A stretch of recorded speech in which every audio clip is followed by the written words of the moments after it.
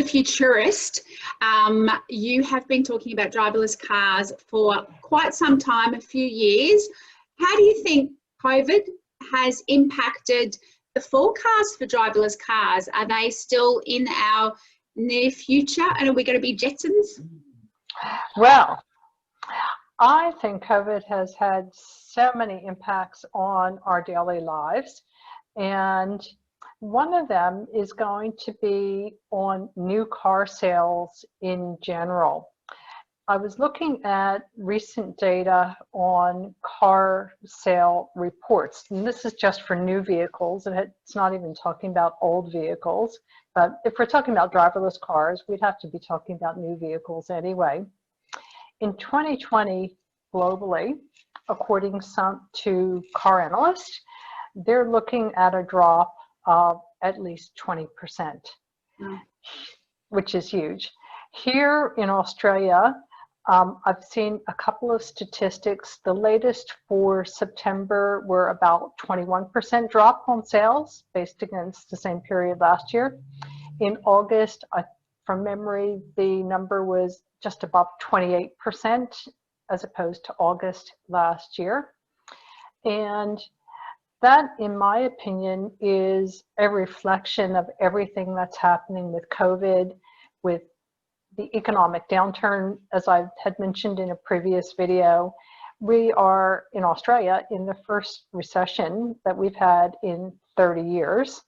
And the reality of it is that in order for driverless cars to become predominant on the road, people have to trade in whatever vehicle they are using, whether it's a person or even a business, and buy something new. Now, because of COVID, a lot of people are out of work. A lot of businesses are going under. A lot of the companies that would normally be the purchasers of driverless vehicles, and here I'm talking about ride-sharing companies or maybe even taxi companies, they're seeing a massive decline in revenue. And what's interesting with COVID is that rather than taking public transport or taxis or using ride-sharing services, people have been preferring to use their own vehicles whenever possible. Have you noticed that? Yeah. So if you think about the timing for when driverless cars might be the predominant kind of car on the road, if you were to ask me last year, I probably would have said, oh, about the 10-year mark. There's a lot that has to happen before we get to where we've got at least a 30% penetration. First of all, even the very, very best driverless cars that we have today are what we would call level 4 autonomy. And that means the human, you and me, we still have to be aware of everything that's going on around us and ready to take over in case the driverless car doesn't spot a little kid that ran in front of a car, or some debris in the road, or a white panel truck. And you know, there have been some serious incidents where driverless cars have had horrific accidents because the human was complacent and not actually able to take over real quick because the car had been behaving so well all by itself. And then as soon as an incident happened, they just weren't ready because they were used to the car being able to take care of almost anything.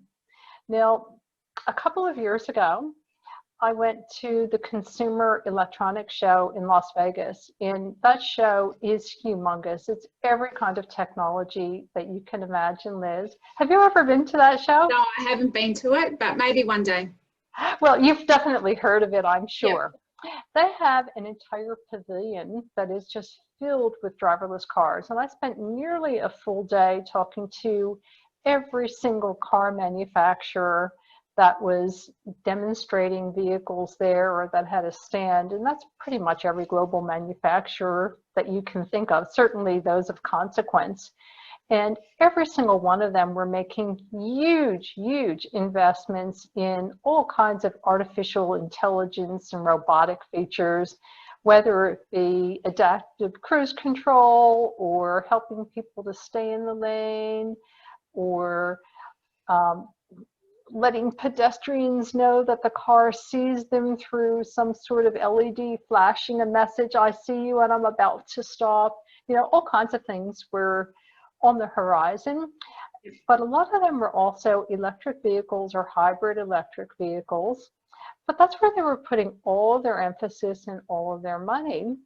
But in order for driverless cars to really function properly, they need to depend not just on the sensors in their cars, but also on all the surrounding infrastructure, also having sensors and Internet of Things communications. So we're talking about traffic lights that broadcast, hey, I'm green and I'll be green for another 5 seconds.